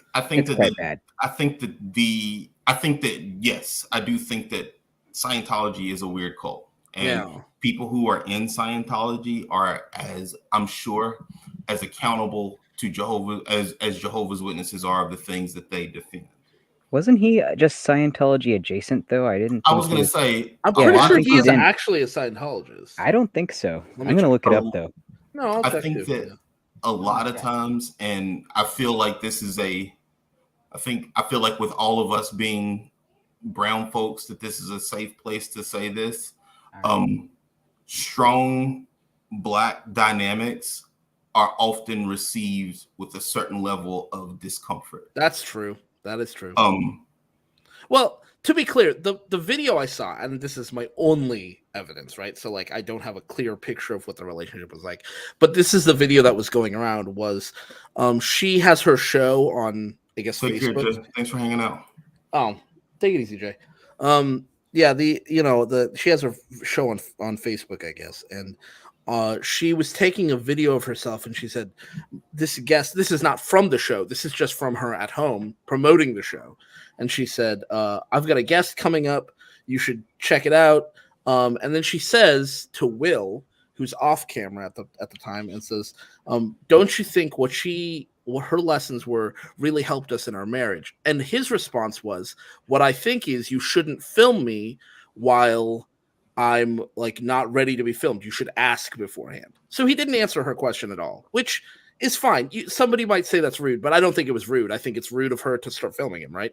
And so that's, if they had left it there, that'd be one thing. But then she turns the camera back to herself and says, like, she said this and this and this, and I think that what she said helped us heal the wounds we were, like, helped us heal the hurts we were giving each other.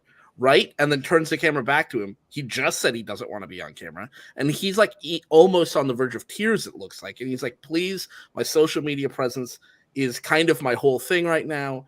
Please do not film me without asking. Like, he's not answering her question. She's just bulldozing him through the conversation. And she turns the camera back to herself and just says, that's, I'm so excited for her to be on the show tonight or whatever. And then the video ends. Like, that's the whole video. And it struck me as really weird because it wasn't just like a powerful dynamic between two people. It felt like a powerful person in a situation and a cowed person. Somebody was really trying their best to just maintain some barriers here and being completely ignored. That was weird to me. Now, okay, like you said, I think you're right though. I didn't even consider that. Yeah. But black power couples do tend to get viewed through a negative filter, and I'm probably guilty of that right now even. But I don't know. Okay, but I'm just curious. I'm just waiting because you said like this was that was it. That was the whole thing. I don't know. Okay. I was just thinking it was weird. So that's why I don't think it's really a thing. I think I'm just kind of like seeing, but that's like, weird, but like no, earlier before you started, like we were kind of back on the topic of the show, and you said, okay, just give me a second because this connects, and I was just curious what the connection was. The connection was I wanted to know because we're talking about cult activity, right? And like I don't know about exactly how far your activism goes, but I would say ours is more anti-cult than anti-Jehovah's Witness or anti-Watchtower, although we haven't really ventured in that direction. And I was wondering if maybe there was something here, or if maybe I should just wait. If somebody has been in multiple cults, then I feel like that they can speak out on multiple cults. Yeah, I support people who speak out on cults, but I am only going to speak from Jehovah's Witness. Fair. See, what I was thinking was maybe we could make a video like, maybe not even about this particular situation because it's kind of already gone, but like talk about, like, for example, the Mormons, right? And so like point out, here are some things that the Mormons do, and we would obviously talk to a representative of the Mormons and some foremans as well, and talk to the community there and try to gather some of the things that they do that we would say, these are some of the bad things they do. This is why people say they're a cult. And you might notice that a lot of these also line up with some things that witnesses do. And so make it sort of an anti-Mormon video, or kind of an anti-Mormon video directed at JWs, just as like a sort of alternative take. Or anti-Scientology aimed at witnesses, or, that kind of thing. I think those are for me to like. I don't think that those are for me to create. Well, not for you to create, maybe, but I'm just wondering, do you think that would be helpful? Do you think I've got something that could be good here? Because like I know people who I could talk to. I know some former Mormons. You won't know until you try. Oh yeah, fair enough. And I think that any activism, as long as it has a purpose, is good activism. But I also my responsibility now is to talk about why the Watchtower is easing their followers into this cross definition of deep sleep. Oh, Christ. Those are the things that are important right now. This is literally people that we grew up with and people who we know lives. And I'm sure that Scientologists, and I'm sure that Mormons, and I'm sure that everybody who's being manipulated by somebody else has their story to tell that can help. And I feel like the way that I can help a Scientologist is the same way that Scientology helped me, because that was the first apostate videos that I watched. Oh, really? Scientology videos, because I felt like that was something that if somebody found it on my YouTube browser, they wouldn't question that I was questioning something else. Oh. So, but their world and our worlds are different. Right. And they deserve to speak out on their worlds the same way that we should speak out on our worlds. And when we get involved in too many different dimensions, then we lose track of what our experience is. Yeah. And our experience is what helps anybody who goes through what we're all going through. Like I always say, like if I'm talking to somebody about comics, I always say writing is relatability. And so in that, it's not really me saying, oh, you drive a red Corvette? I drive a red Corvette. Right. I drive fast in my car, and you like your car because your car drives fast.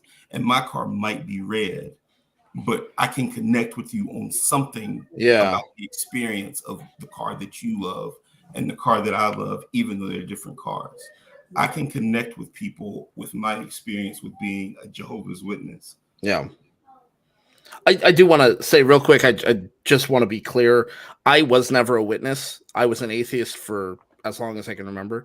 But my wife was a witness. And so her deconstructing was kind of the reason we started the channel. And so I just want to be clear in case anybody was, because you'd said we're all going through, and I don't want to make it seem like I'm borrowing other people's struggles, right? Y'all got your own thing. I'm just helping. So as much as I can. Yeah, absolutely. And I'm sure your wife appreciates it. I appreciate it because it's always good to see another creator in a community of activists, because I think that we are very we are the sword makers. You know what I mean? Folks like Asher can go into a Kingdom Hall and with their creation shake people up. And some people look down on that, but Jehovah's Witnesses need to be shaken up. Yeah, I mean, you never know what approach is going to work. Right. And you don't know when it's going to work either. Your approach may work years from now when they think back on that situation and go, you know what? Holy shit. Kind of the point, actually. Yeah. Exactly. Yeah. You don't expect for somebody to get up and walk out of the Kingdom Hall with you. It's happened once, though. Yeah, that sounds amazing.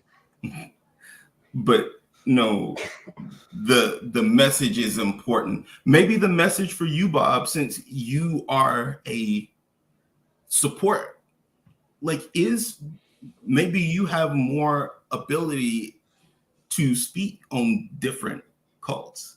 I don't have a problem speaking on Mormon things that I know are wrong, but I don't know a lot about that because and I mean, I my would whole want life to was research devoted it too. to this. Yeah, so but yeah, I think we all help each other by telling our own story.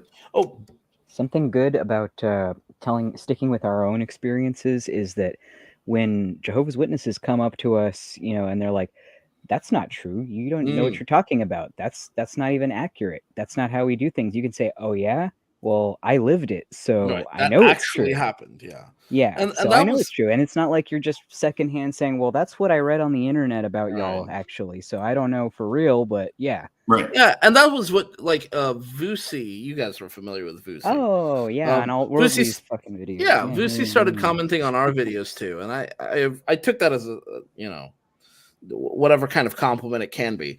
A disaster. Yeah, and I kind of got him almost into a conversation. I just kept pestering him with niceness. He's saying, you guys are from the devil. Who do you work for? And I'm like, okay, great. You think that? Great. But I'm just trying to have a conversation with you, right? I just want to talk about what we've experienced and what you've experienced. And and maybe see if we can find some common ground. And like for a while there, it looked like I was going to get him to a real conversation. And at one point he said, without citing a Bible verse, he said, you guys don't know anything about the witnesses or anything you're talking about the witnesses. And I said, well, actually, I personally don't have firsthand knowledge, but my wife was just describing her experiences. She was describing what happened to her. And that kind of got him, he had to change the subject at that point. And I think that is a real strength, because it is like, you know, like Asher said, it's important to recognize that, like, as much as you want to be like, well, actually they believe this, it's like, it doesn't matter what you think they believe. You're talking to a human being, you know, like that's a thing that always happened to me when I was younger and I had lots of arguments with Christians or whatever. Christians would assume things about what I believed, and I would assume things about what they believed, and we would end up talking past each other. You know, and it helps more, even if they use words that you have a definition for, just ask them for their definition and agree to their definition. It doesn't matter what your internal definition is, because you're just talking to a single person. You know, so if they say evolution means this and this and this, then you say, no, in that case, no, I don't believe in evolution, because the way you've defined it, I can't be bothered to argue with you about what the words should mean. But I can tell you what I do believe has happened, or I can tell you what I have seen evidence for. And if you don't call that evolution, then okay, it's not my business. I'm just telling you what I think. You know? Oh, by the way, Salzar Art Nation, yeah, you should totally come to the Discord. And also, if you said you were a Mormon, I would love to talk to you about that. Do you have a link to the Discord? Jonathan is gonna get it to him. Okay, cool. Yeah, so we'll reconnect up with Salzar. JWs are more modeled after the Seventh-day Adventist movement than Mormons, but it's yes. They're all related. I think it is exactly what you say. It's my cult is better than your cult. They're all manipulating people. They're all toxic. They're all dangerous. And the Watchtower is scripting something horrible for their people potentially. And I feel like that we've gone past a lot of checkpoints that have led to some pretty bad things in our recent past. Even, you know, like up until the 90s, like Heaven's Gate was in the 90s. The Branch Davidians was in the 90s. We're all going in that direction. And when you start to talk about how a government will turn on an organization, look no further than Waco, Texas. That's exactly what those people's last memories was the government attacking them. Right. And that creates a very dangerous visual for people who aren't allowed to use their own minds. And it makes them omit and look past a lot of very important information that exists that they don't even register. Yeah. Literally do not register it. And I mean, the scarier the outside world seems, the less likely you are to go there outside. Nope. So there only has to be outside at some point. Yeah. That's the thing. Because if there's not, then every Jehovah's Witness will they will go through a great tribulation and they will go through an Armageddon. We did it, or I know me and Asher did. I'm sure your wife did as well, Bob, but you go through a great tribulation and you go through an Armageddon because they don't have the power to the degree that they think that they do. In a lot of ways, for people, especially for people leaving, they do have the power for the people that are still in. Yeah. You can survive. You will live through Armageddon a lot of the times. But I know a lot of Jehovah's Witnesses and ex-Jehovah's Witnesses, a lot that didn't make it. They are stories like this story in California. I'm going to say this. I really got to wrap this up because this has been 2 hours now. No, that's cool. I will say this. Those people, as mentally damaged as they might be, are doing this under the guidance of the Watchtower Bible and Tract Society. Mm-hmm. We've read multiple definitions before you got on, Bob, from jw.org about how peaceful temporary death is. About how peaceful, about how it's just like going to sleep without dreaming. And when you wake up, you'll be in the new system. Oh, we cannot, we've run out of a lot of places to like direct. Like, I feel like that there has to be levity. So I do make like some of my TikToks are very, like, I think that they're very funny because it's just things that we live through. Yeah. But when we really get down and talk about this, we don't really like, if we're going to talk about it, the conversation can go all over the place. Like, my conversations go all over the place. I don't know if you've watched my other videos, Bob, but like, I'm 1,000 subjects and I'm trying to stay on topic, but it's very, very challenging for me because there's a lot of things to cover. Like, if you start talking about the Watchtower out loud, for me, there's a lot of things to cover. Yeah. And there's a lot of things that like connect and intersect. But like, death is it. Like, that's it. You get one chance to be a true Jehovah's Witness because there's no great tribulation like they say. There's no Armageddon like they say, and there's no paradise like they say. So there's none you're of that going shit. you're going to see it, but you're not. It's going to be very different. This organization is it's very dangerous. They have written letters to elders to say that it's not the FBI's business what information you have collected about a murderer. Yeah. It's not the FBI's business about any information that you've collected under clergy privilege, even though they will tell you to your face that there's no clergy laity distinction in the organization. Oh, that's true. When they get in court, they will talk about the distinction of clergy and laity. They will get to court. Jehovah's Witnesses that might watch this sneakily, they will get in court and they will tell them that you are not a Jehovah's Witness. They will deny you 33 times. What's the number? 77. They'll deny you 77 times before they take responsibility for something that you acted on their behalf in.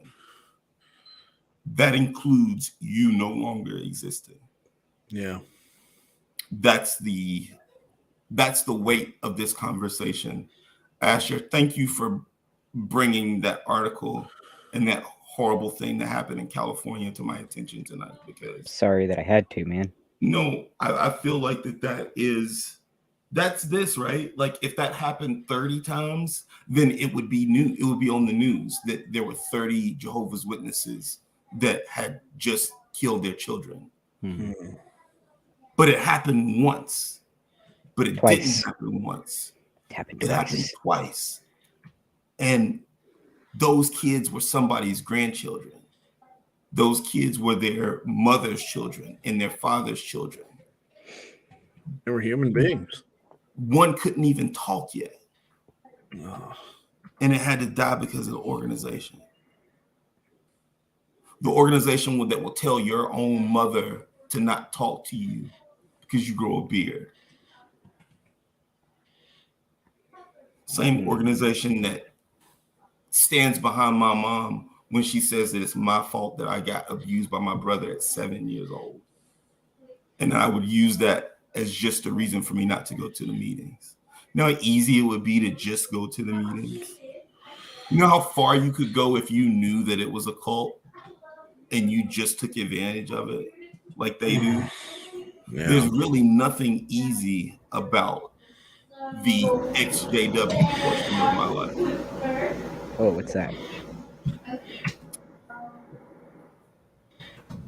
But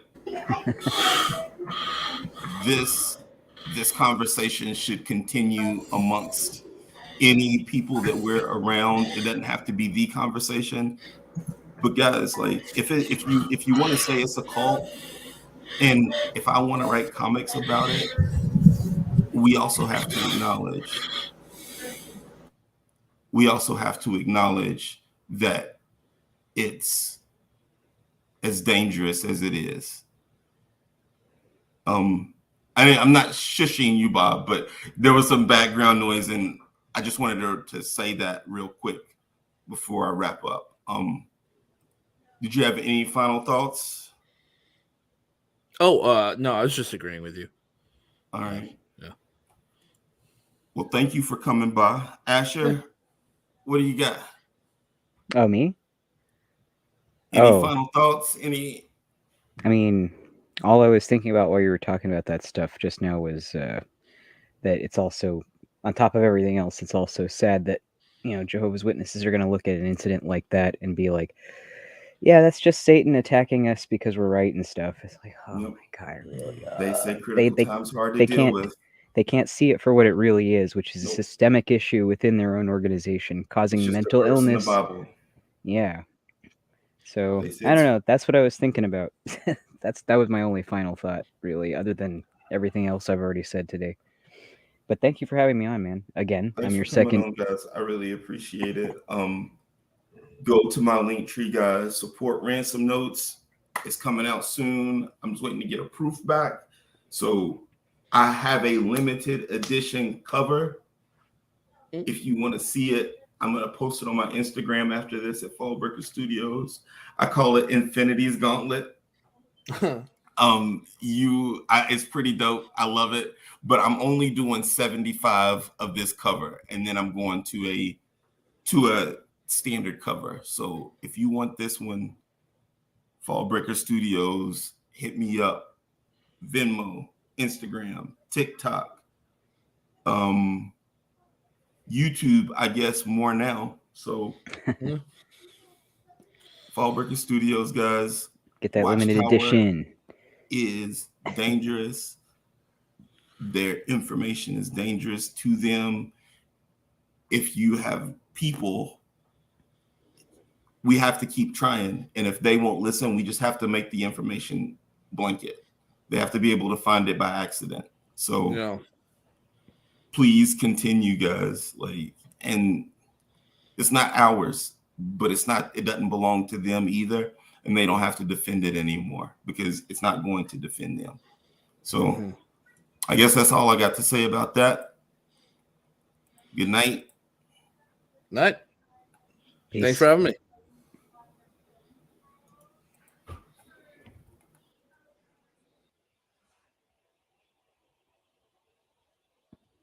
Oh, look out.